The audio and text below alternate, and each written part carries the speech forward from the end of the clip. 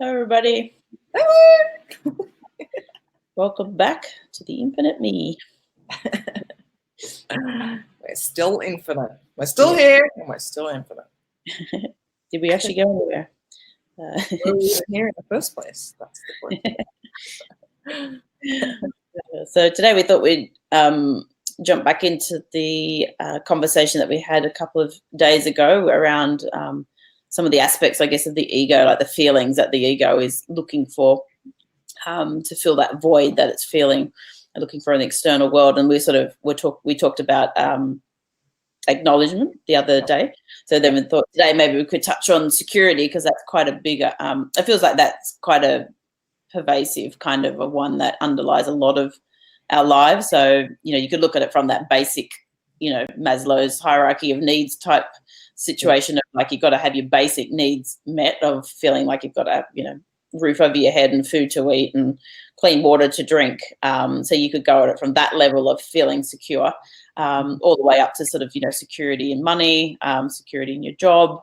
But then it's a bit more sort of, it goes a little bit more into the intangible stuff too. We find with the security being around your actual identity, and how you show up in the world, how you feel like you know yourself, and how sometimes you don't want to change that, even if you feel like you've outgrown it and you're not kind of quite happy with where you're at. Sometimes just that shift in what you think it's going to mean to your identity, your ego will kind of really put up a lot of barriers around that too, because it's wanting to feel safe in the world. So so there's lots of areas we can kind of go with this today. So maybe we start with money, because I feel like that's one of the big ones. Like, it's so interesting that money has been created in this reality,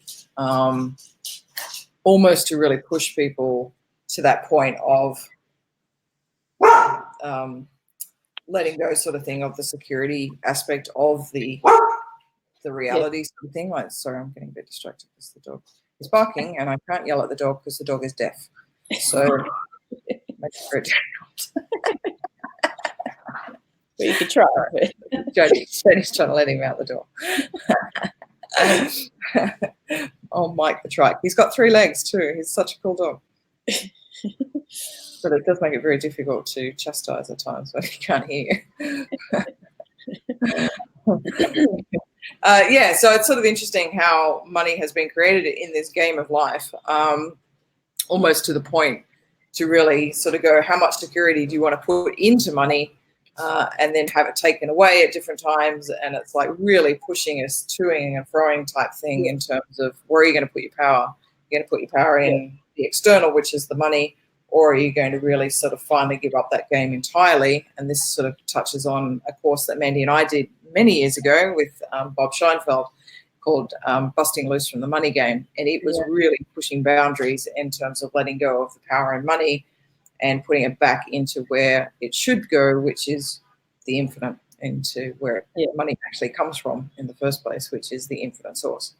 So, yes. That's actually quite a good book, a book by the same name, actually, that's worth kind of picking up if any of this kind of piques your interest about this whole different way of looking at the world. So, yes. So I guess with that whole money aspect, I'm just thinking like it's kind of, as we sort of touched on before, it is like a, well, actually just going to that concept actually that Robert Scheinfeld does talk about the money game. And he's saying when you look at, when you analyze any game, so it could be a sports, like a football game, or it could be a board game, it doesn't matter. There's always like rules of how the game is played. So like how many players can play, what is, what classifies as, something you can do, what sort of things you can't do, how do you score a goal if it's like a sport game, what classifies as being out of bounds, all those kind of things. There's all these rules and regulations, and then there's very clear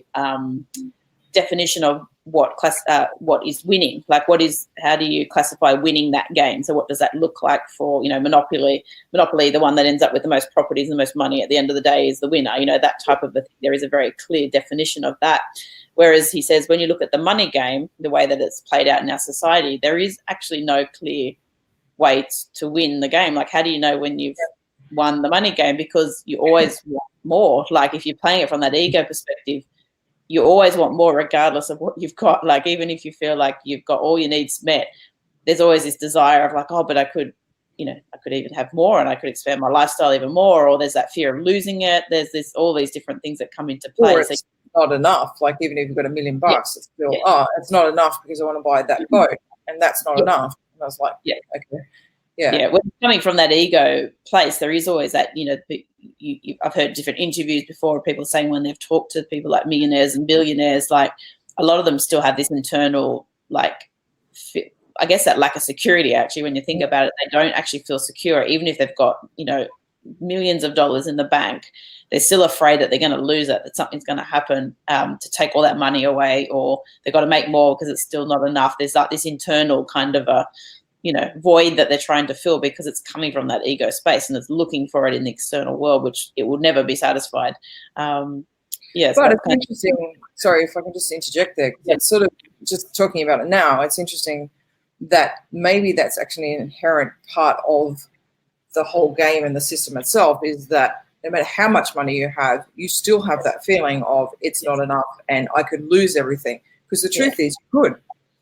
You could have the whole thing ripped away within a moment. For the stock market crashes. We've experienced these things in history. The stock market crashes, or this happens, or someone dies, or so many things, infinite number of things that could go wrong as such in your storyline, that suddenly rips away those millions of dollars that you had. So that feeling of it's not enough, or probably not so much it's not enough, but more the I could lose it, is actually a pretty genuine feeling. And maybe it's meant to be there because to stop you from looking at money for your security and thinking, okay, I am secure, I've got $1 million, like I'll be right now.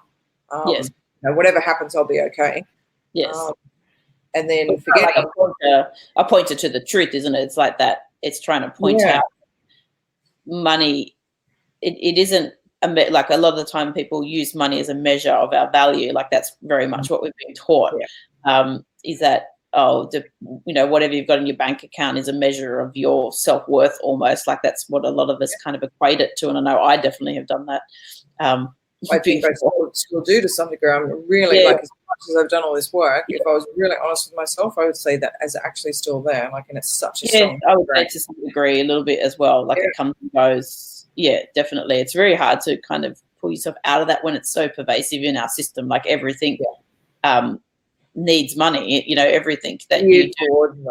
This lifetime revolves around money. So it is an integral part of our life that we have to kind of interact with. So even if you're coming at it from this infinite space of like, okay, money is a game and it's here to play with, and there is abundance around us, infinite abundance around us, and everyone can have access to that. There is no lack. There is like enough to go around. There's more than enough for everybody. Even if you're coming at it from that angle, I got this thing in my throat. Just think, even if you're coming at it from that angle, well, I don't even know where I was going to go at that point now. It was kind of around that equating it to the self-value. I don't know if I'm blank for a second. What was I talking about? Just refresh what I was saying I was saying about when you come at it from the infinite angle. You're saying that, most of us are equating money to our value, obviously, but when you come at it from an infinite angle, then there is no money at the end of the day. There is no money. It's actually an illusion. I think that's what I was going to say, actually. It was around that you start to play the game of money because you still have to interact with it. That's what actually the point is. It's like, regardless of, if you're on the transformation journey and you start to feel more expansive and you realize that money is something that you can play with, it is still actually part of the human game. So it is there to actually interact with. You still have to go through that process of paying for a service or paying for something, but it becomes more about an appreciation, which is a term that Robert Scheinfeld uses a lot too. It's money is actually just a form of appreciation in this human world of how we can show, like we're saying thank you for something. So it becomes almost like something you really enjoy doing because you actually get to express your appreciation for something to somebody in your story. So that's where I was going with that one. Sorry about that. No, that's right. Yeah. But it is interesting when you think about it. and Robert does talk a lot about this as well, in terms of really breaking it down. I've done this exercise many times, and no doubt you have as well, man, where you get your credit card. It is, at its very essence, a piece of plastic. Yes. It's got numbers and stuff embossed on it because that's what they did in the process of giving it to you. And it's got, maybe a little emblem that shines and different lights and stuff, like all the cool stuff that they got now. It's a piece of plastic. Like you are virtually running, I'm not saying everybody is, but a lot of people are running their lives on a piece of plastic. Yeah. That's it. And or even your bank account, the way everything is up these days, everything is online. Like a lot of people don't actually handle money these days. Like I've been into shops sometimes where it's almost like the shop person is actually surprised when you hand over money, like maybe not a supermarket or something like that, but like a different type of a higher end shop or something. Like sometimes they're just like, oh, they kind of almost like take it up. They're so used to people just paying with their card all the time, and now you got things like the tap and pay and all these things. Now you don't even have to like pull a thing out of your wallet. Like it's kind of like your watch. So when exactly. So when you think about it, you go, how do you know that money is actually real? So if you look at your bank account, it's just some numbers on a screen. Yeah. Like you don't actually see that money, but somehow you go, oh, I've got that much money in my bank account. And you make that mean something about you. Like that's the thing. At the end of the day, that's the important thing to see is like, what are you making those numbers on a screen or a little piece of plastic mean about you? That's where the security aspect kind of comes in, that we would do absolutely anything to maintain our security when we're playing. To make those numbers change and to go up, supposedly. Yes. But yeah, they're little pixels on a computer screen. Like they're little dots of the pixels themselves. You want to go even deeper than that. They're pixels on a computer screen. They're little dots of light. Like we're going, oh, this is, I mean this, or I feel this because of the little pixels of light that show me that, okay, I've got X number of dollars in my bank account. Like, seriously? Yes. That is just so ridiculous, but it's the game we've created. But it's almost like you're saying, man, before we used to have gold and silver and all those sorts of things in the old days. And now we have, bits of paper and bits of metal, like little circles of metal. And we have little pieces of paper that have stuff printed on them. And we give and exchange those things. And now we've even going beyond that. And we see this because Jodie and I travel different countries all the time. Like it's so interesting what economies are actually still using notes and coins more than they are, and not accepting cards. Like here in Vietnam, they don't. There are a lot of places that don't accept cards and stuff. So they are still very much about notes. They don't even have coins here because everything's in millions. Yes. So it's quite funny. We've been millionaires the whole time we've been here. It's very exciting. You've won the game. But I know we've finally made millionaires. So we got $1 million out last year. Yesterday, it was so exciting. But yeah, it's just so. I think that even just rubs it in even more when you travel around and you have economies where you are withdrawing millions of dollars and stuff. Like it's just so ridiculous about the money game. Like when you really seriously dive into it and think about it, it's like the money game is ridiculous. Yeah. And we're moving away from notes and coins, even as you say now, man, moving into we got like currency and all different things, Bitcoin and all different things like that these days. Is like God, like we're even talking this like digital currency now. Like it's just like it's the currency itself doesn't even exist. Like it doesn't even have coins or things that it's come from type thing. It's almost again a pointer, I feel, to the infinite space again. Like we've even moved from the physical aspect of money now into the digital aspect, where it could be anything. And it does remind me of a story. I was going to at some stage tell the story, but since now we're talking about money and little pixels on the screen. Many years ago when Jodie and I first got together and before we left Australia, I had a bank account in Australia, and what it would do when I would log into my internet banking, it would show me my savings, which wasn't very much, and I would have my credit card debt sitting there, which at the time was about 13,000 Australian dollars. So one day I came home and Jodie had previously seen my bank account, so she could testify to to those figures sitting there. And I logged in, and it said I had my savings again, still wasn't much, but on my credit card it had gone down to $1,286. And I'm looking at it. It was like a zero had dropped off it. Yeah. And I was like, well, that's really weird. And I was like, okay. So I go into all the transactions and stuff, and it says on it, like it was like $10,000 and something that had been like a minus sign, $10,000 something, like it had been paid off. Paid off, yeah. And it said on the description, unusual transaction. That's exactly what it said. And I was like,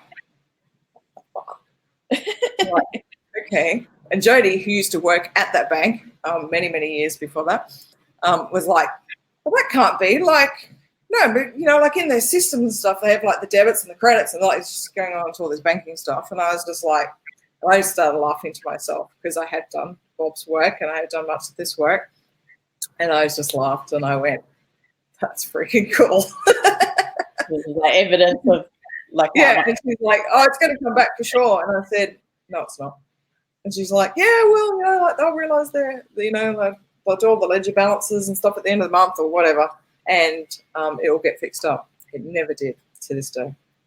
And I just knew. I was just like, no, it's gone. So I still had $1,200 and something, which I wasn't paying because we didn't have any money at the time. And then that disappeared as well. So the whole lot disappeared in the end in another unusual transaction. Yeah.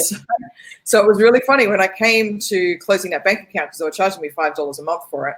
And I was like, oh, stuff that, like, I'm not actually putting much money into it type thing. Like, mum and dad put money into it for birthday, you know, and the whole lot gets chewed up in fees throughout the year. So I was like, no, that's ridiculous. I'm going to close it down.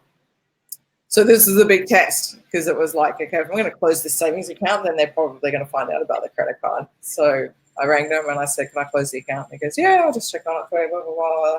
Yep, no problems. Yeah, we can close that for you. I was like, it worked. And that was it. Yeah.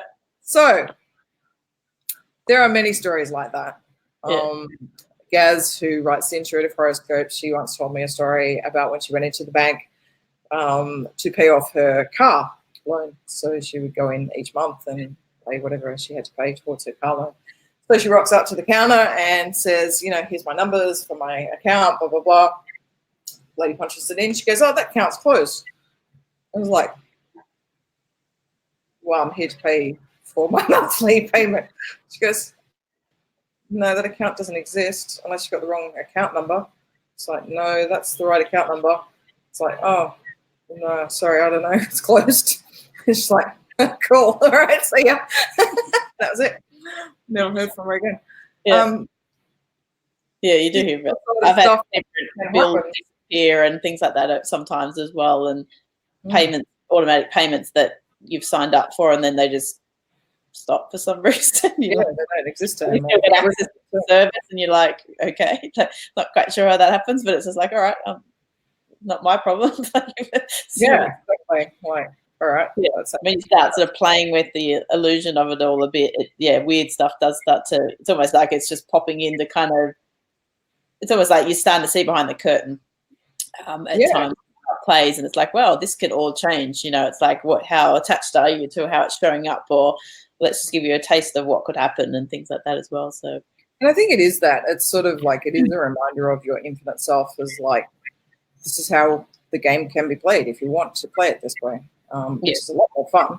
And it depends on how attached you are to, as you say, to what it looks like right now type thing. How attached are you to your bank account and your credit cards and all those things that happen to pay off credit cards even. Like so much stuff comes up when you start having these conversations around money, and it probably is really nice to keep having these conversations around money because it's one of the biggest triggers for people because it represents so much security in our lives. And it's a hard one. It's really a tough one because it determines whether you're going to be able to buy food or have shelter for that month or whatever. Like so many things feel like it's dependent on your bank account and your money and your ability to buy things. Yes, exactly.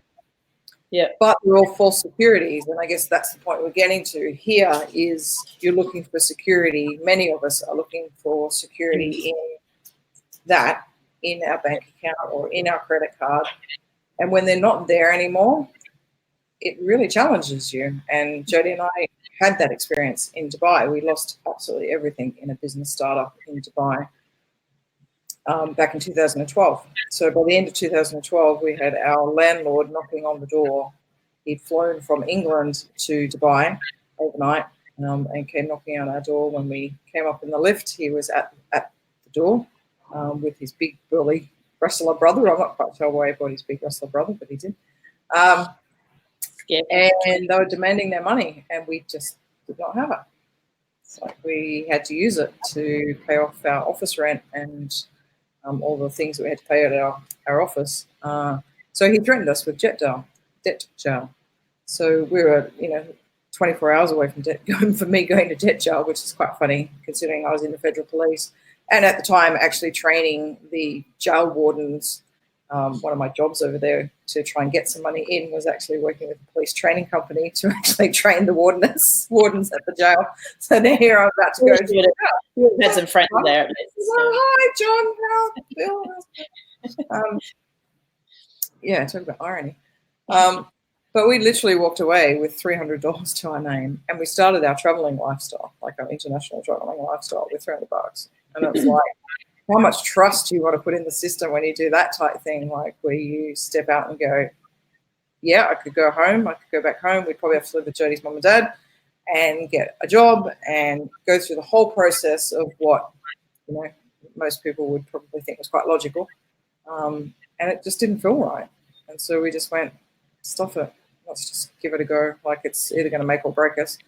And so we started. And you find a way to make it work type thing. It's amazing what shows up to buy the next lot of food or buy your next flight to the next country type thing when you've got to be there for a house sit. And we just how the abundance just shows up in other forms as well. So it's just kind of it's amazing. And it doesn't things don't have to be paid for with money. Like it's quite incredible of we used to barter and now we let go of that whole system of bartering, and now we just use money. And it's sort of like, but that bartering system, which is sort of interesting because that whole travel lifestyle and house sitting particularly is part of the sharing economy. So now this is this big term of the sharing economy. Well, we used to have the sharing economy way back when. We moved away from that. We went to the egoic system of having money. But it's nice to actually see it come back into play because, we don't get paid for house sitting, but we have fair exchange. So we have free accommodation all over the world, literally. And we have houses that we can go to all over the world, like holiday houses and cars and all these things. And it's like, we get to use all those things. We become stewards like you do, man, in Australia, you're house sitting as well. You become a steward of that house. You even get the use of their pets, which is pretty cool. So when you think about it. Cars and you use their internet, you use all these things. So we're back at that bartering system of like, okay, if you're going to be a steward of my house and my pets and my car and all that sort of stuff, you can have free accommodation there. So do we have to pay for it? No, this would be costing us like over $100,000 a year to be staying in all the places that we're staying at, and we don't pay a cent for it. Yeah. So it's sort of like once you start busting loose of the money game and stop thinking about money the way it's supposed to be in the system and looking for your security in it, then these are the sorts of things that are possible. Yes. That shows up in so many different ways to support you. And I see that all about, because it's not necessarily all just about like, we do both do house sitting, so we're kind of sharing a similar lifestyle, but it's not just necessarily that, it's all about travel and not working and things like that. It's got nothing to do with that at the end of the day. It's just more that identifying that freedom that can come when you loosen your grip on the story that you have running around the security and what that actually looks like, and can you challenge that and actually step outside of that. And I think that was kind of coming to me that I've heard before by a teacher that I was doing some work with called 𝘿𝙧𝙚, and he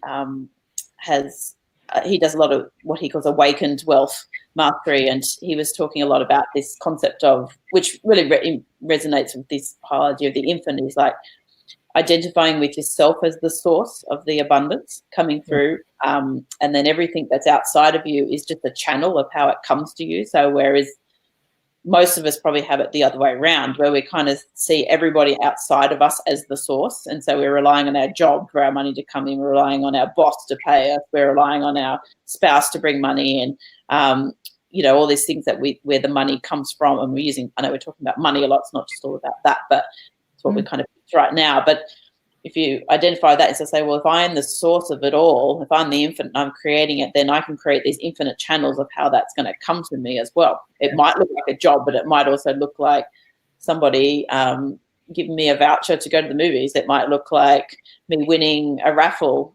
You know, it could look like, you know, multiple different ways of how that. I walked past an ATM many years ago needing money, and there was money sitting in the ATM. Somebody had forgotten to take it out, or they'd taken a certain amount of it out and forgot. One $50 note sitting there. It was exactly the money that I needed to pay our rent, actually, when I was living with you at DY.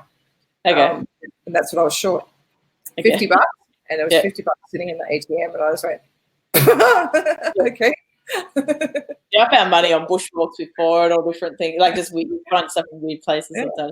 Like it's oftentimes I sort of think when you've been thinking with that abundant sort of mindset, you often just find like a little reminder almost of like, oh, I am. Money can come from anywhere. Yeah, exactly. It's just sort of proving that and showing that as well. So I guess maybe we can go into another talk about this, because we're already kind of going long today. We've talked a lot about money, but the security thing can show up in lots of different ways too. As we said, like it's once you start kind of, I guess, doing some of this transformation type work too, and you start to kind of start questioning your life a bit more and where you could go with it.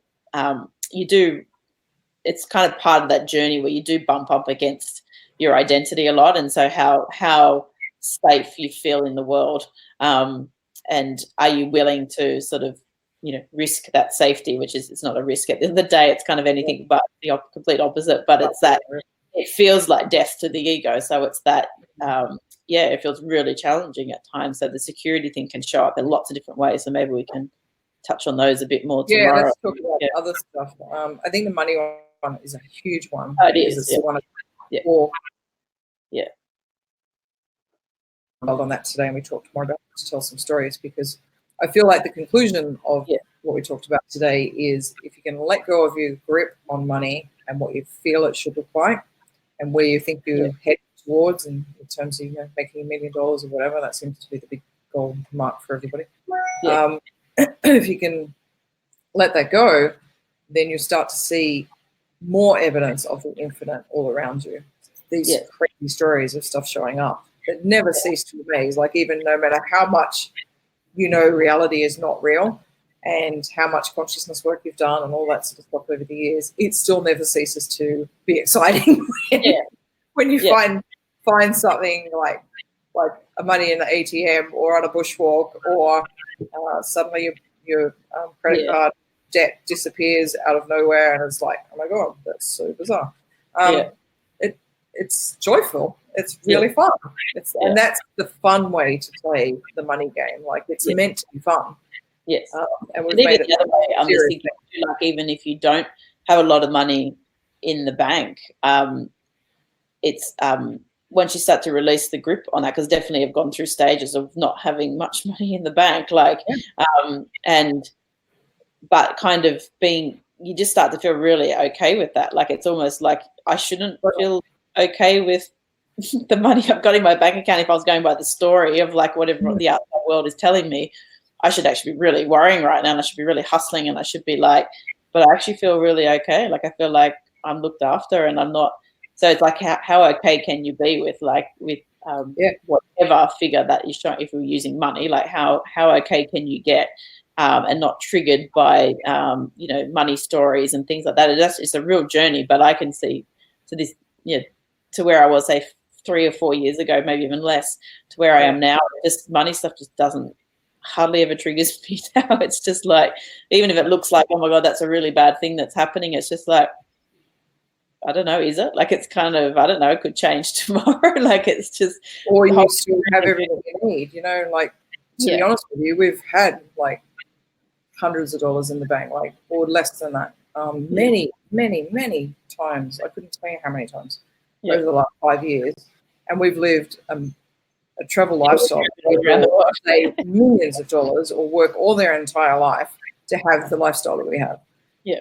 And it's like, just keep moving forward. It's like, take the next house set, get money to buy the next flight, have food on the table. Like, what do you really need at the end of the day? Like, if you're living a lifestyle that you're really enjoying, what else do you need? Like, we're not looking to buy property or do all those things. And I think that's part of the whole collapsing of the egoic structure of like, oh, we've got to have the big house and the car and we've got to do this and that and the other. And it's like, do you really want all that stuff? Like, and maybe it is true for you, 100%. You know, people do feel like, I know we're very unusual in terms of not wanting those things. We're probably in the minority.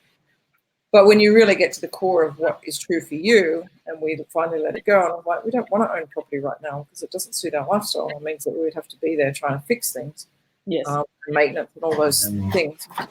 Get my battery. But it's it's sort of like, I guess, just feeling into what's true for you,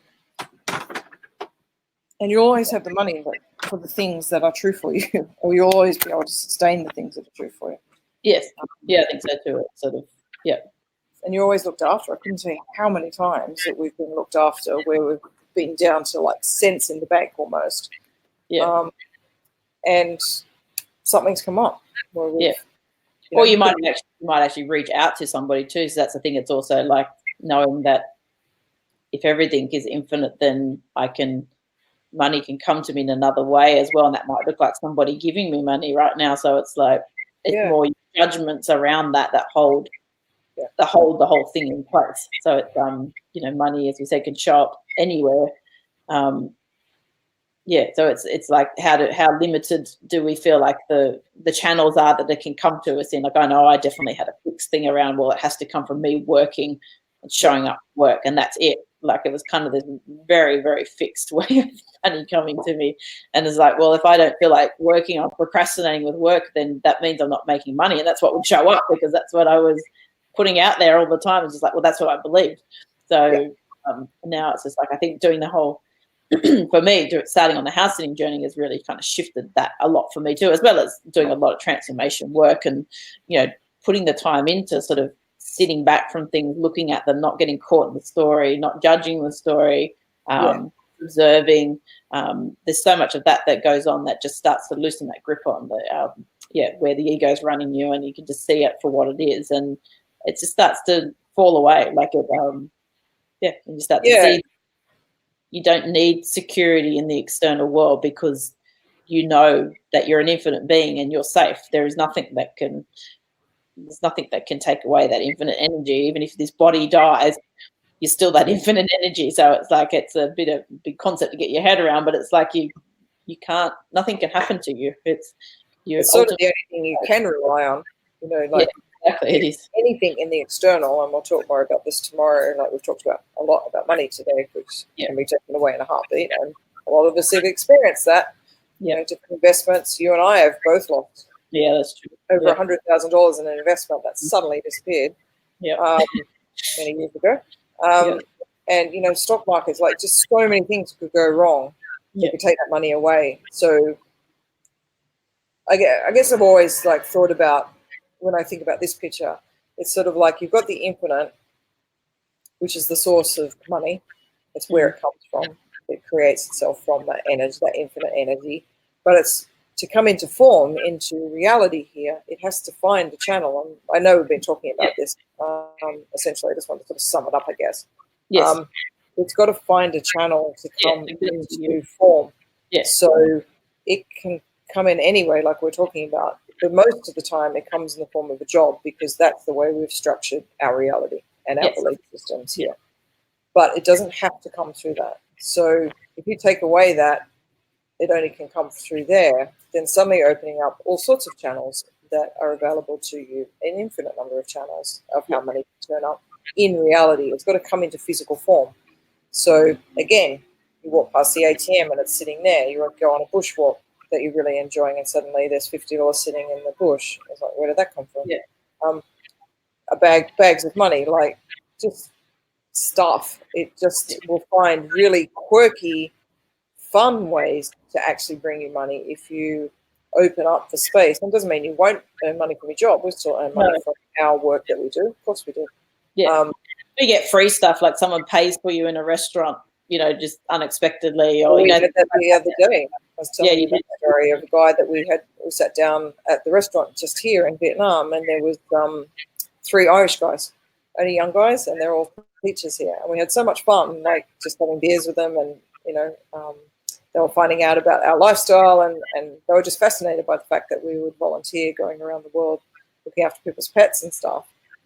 And so as we were finishing up, we had our last tequila shots, and we went to pay, and the guy at the bar said, "Oh, it's already been paid for." I was like, "Okay." And he said, "Oh, yeah." And then the young guy came round, the Irish guy, and he said, "Oh, I paid for you." He said, "I was just so fascinated by your story and so moved by the fact that you actually volunteer around the world looking after people's pets that I wanted to pay for you." And I was just like, "Oh my God, like that's so heartwarming." Like, sweetie, thank you so much. So I think when you allow that, like, that's just bringing tears to my eyes, because it was just so sweet of this guy, and just the way he was so heartfelt about why he did it. Yes. And I was sort of like, wow, there was no agenda there from us. There was no agenda from him. It was just like, I just wanted to do that for you. Yeah. And I was like, wow, that's money we didn't have to pay for tonight, sort of thing. Like, that saved us and bought us some food for the next few days, which was really cool because we worked short. And I was like, wow, that showed up. We talked about that. And I was like, oh my God, that's so cool that we didn't have to scrimp and save over the next few days because we actually had more money than what we thought we were going to have. Yes. And appreciation game coming in. Yeah, that appreciation, but it's sort of like no agendas, but also that ability to give you money in a heartfelt way as well. Like, sometimes being at work is not always heartfelt. You know, you have to go to work, you have to do this, you have to put the hours in, all that sort of stuff. So it can be really hard to find that heartfelt space of, wow, I got my paycheck this fortnight, like, awesome, that feels really great. Like, I'm sure not many people are doing that.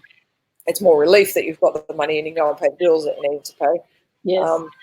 But when it can come in other forms like that, it's actually more heartwarming. Like, when I found that $50 in the ATM, that was so heartwarming, because it's like, oh my God, this is the exact money I need right now. I'm like, oh, thank you. Thank you. So it's sort of like it carries a really different energy when it can come in other forms. Yes. So, yes. Anyway. Lots there. So lots to talk about. We'll come back to money at some stage, because I'm sure there'll be other things that we can talk about. So. Yeah.